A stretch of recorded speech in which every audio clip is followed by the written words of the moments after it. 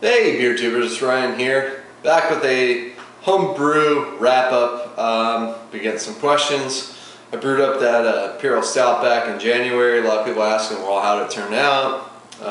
Done a few other homebrews, including the sjporr challenge beer, you know, using the certain base malt and then going from there. And then I actually brewed up another pale ale in between. So I figured I'd just do one video, three-parter. My three latest homebrews, just kind of give an update where they're at. And so we're going to look at a beer that I thought you guys would get a kick out of this. I actually bottled this in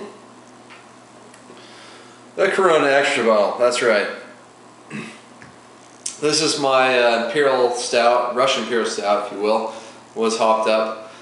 I call this one None More Black Imperial Stout because it is a very dark beer, very dark beer. One of the darkest beers I've ever seen, to be honest. And I figured that, you know, be kind of ironic and put it in a Corona bottle. And look how dark that beer pours. I mean, that's one of the darker beers I've seen, just in the way it pours. And then the head on this, I mean, it's one of the darker heads I've ever seen on a beer as well. I mean, that is flat out brown. I mean, you'll see light brown, you'll see that, but I mean, that is flat out just brown, almost into a darker brown. As you imagine, I can't see anything through this beer. This beer is pitch black. You know, I got a one finger head on there. I just stuck this one in the freezer just real quickly just to kind of cool it a little bit. It's probably around 55, 60 degrees. Aroma, it's a pretty good aroma, I would say. There's definitely dark malts. You get this star anise I added in. I added in star anise at the end of the boil. So you get some of that black licorice character. You get I get a lot of like fruity esters I use from the English ale yeast. Some roasted malt and chocolate, a lot of chocolate. So it's pretty good smelling beer. As you can imagine, for this thing turned out to be 12%. So that head is not going to last very long. So I'm going to give this one a taste. Cheers.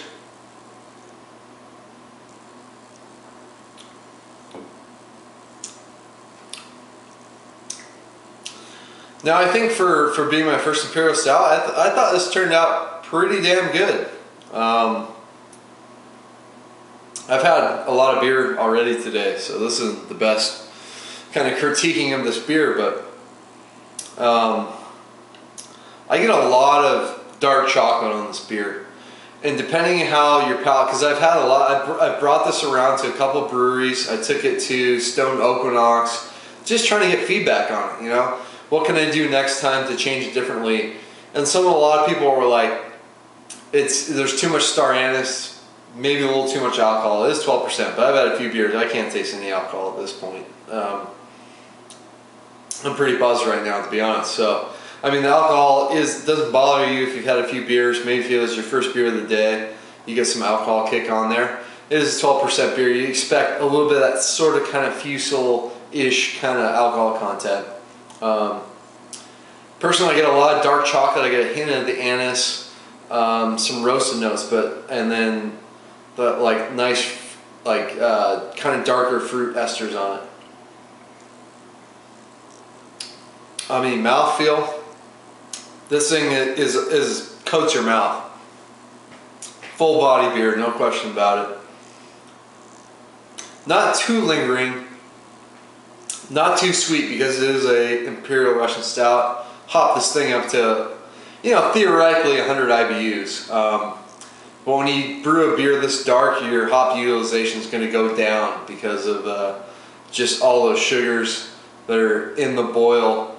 And so I'm not sure where it actually would be, but it's enough hops where, along with those darker malts, it's not going to be too sweet, which is what I was worrying about with this one. It'd be too sweet. Then I took some Maker's Mark with some oak chips, soaked the oak chips in Maker's Mark, put it in here. I didn't leave it as long as I could have. because I was worried about maybe getting too strong of a flavor, even extracting out some of those like kind of nasty tannins that I've heard about in oak chips. So the kind of the oak character, you get a little bit of vanilla in there, a little woodiness, but it's pretty low. So next time I'm going to change it up. I might eliminate or just dial back the star anise, and I'm probably going to put it on vanilla beans probably instead of the oak chips, because what do you want when you do oak chips? You want some of that vanilla characteristic along with, you know, the woody characteristics. But with this one, I think it'd be better with just straight up age it on like fresh vanilla beans next time I brew this one. And next time I'm going to brew it, I'm probably going to cut it down from 12%, dial it back to maybe 9 or 10%. Because it's pretty damn big. Some coffee notes would be really nice in it as well. I don't know if I'll include those or not, but I'm pretty happy how it turned out for first time brewing an Imperial Stout. Lower than a 12% beer. I mean, the previous beer, like the highest ABV beer I brewed previously was maybe like 7.5%. So I mean, this one was a nice challenge. I'm glad I proved to myself that, for one, I can brew a beer this big, but then I can also put it in bottles and it will carbonate somewhat. The carbonation is on the low side, but I mean, this shouldn't be a hardly carbonated beer at all.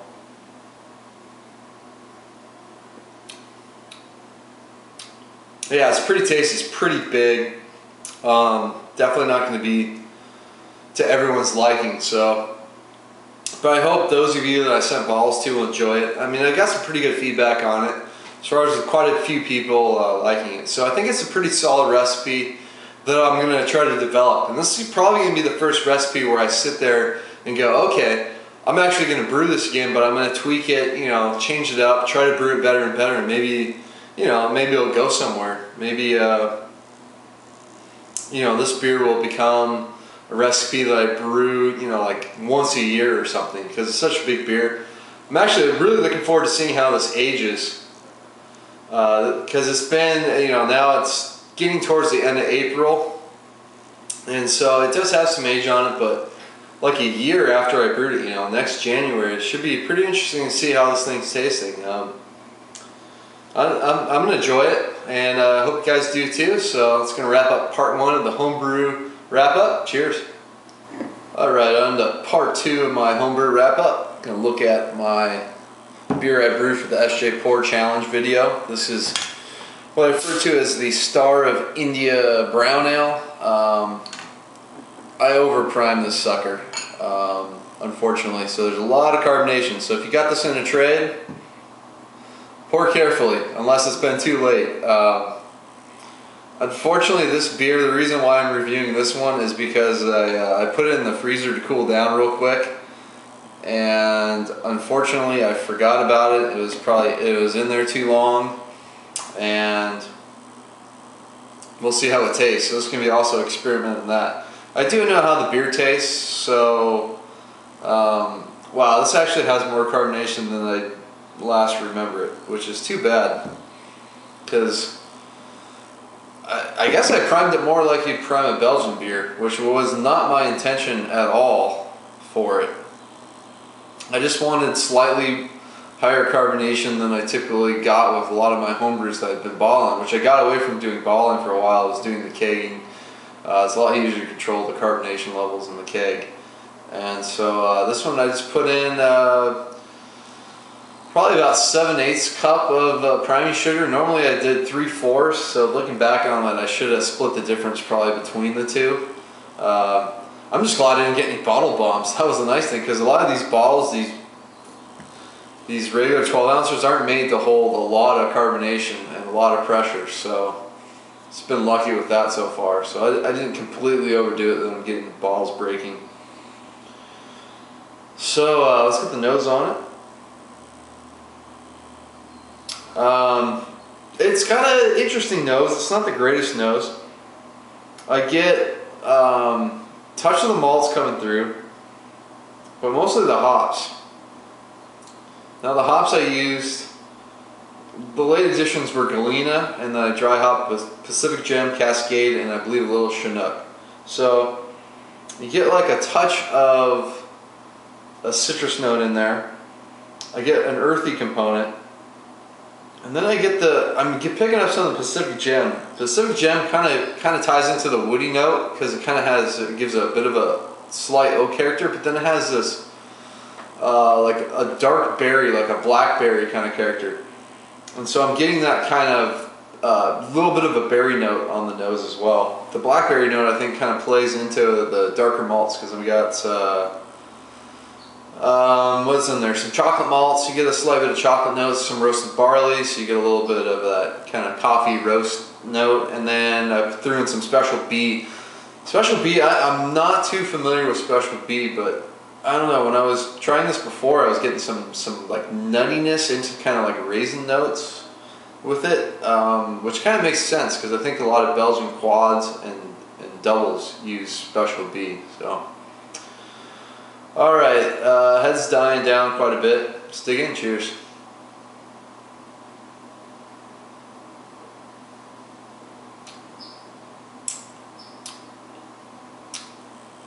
That's pretty nice. A bit different than I remember last having it. I don't know if that's because I've already had an IPA earlier that my palate might be a little more adjusted, but I just remember getting a bit of a slightly harsh kind of bitterness up front, which I think was one because it's a pretty hoppy beer. I think this was more mid-70s IBUs if I remember right. So the problem with carbonation is if you bitter too much and you carbonate too much, the bitterness is really going to be accentuated by that high carbonation. So I was getting that early on. I'm not getting that right now, but I did have an IPA earlier.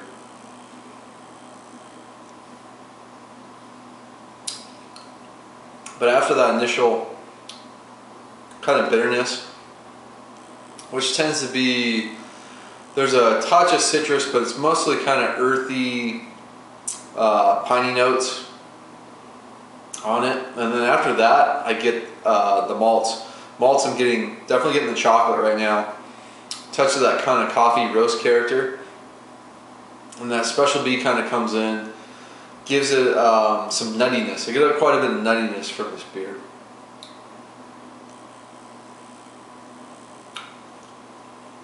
So it sort of almost goes into double characteristics, except the double wouldn't have this much chocolate on it. Some fruit esters in there as well. I'm using, which one was it? I believe it was the White Labs 002 English Ale yeast for it. So I want some nice fruity esters to kind of play with those malts. Been trying to out hop your beers with English style yeast strains. I mean, I've used White Labs 001, the Cal Ale yeast a ton of times, or US 05. You know, and that works great with IPAs where you just want the hops to be the centerpiece, and you don't want a whole lot of fruity esters in it. That works a lot, but I'm starting to play around more with the English strains, just to get more fruity esters in there with the hops, just to see kind of how it works. So I mean, this is very much experimental beer. Next time I'll definitely prime it less. And for the recipe, I wouldn't use the American wheat in there. I would probably use a touch more oats. There are some oats in this, but it was only half a pound. So I'd probably increase the oats, take out the wheat. The beer does have a really nice head on there. It leaves some pretty decent lacing as well on the glass, and that comes from the wheat and the hops and the oats. So I toss out the wheat. Maybe use a different crystal malt. You do get a touch of a caramel note in here as well.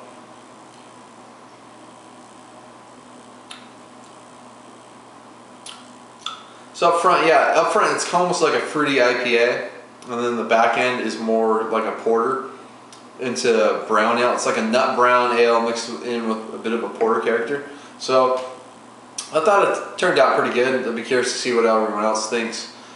Jameson already posted his review. He seemed to enjoy it.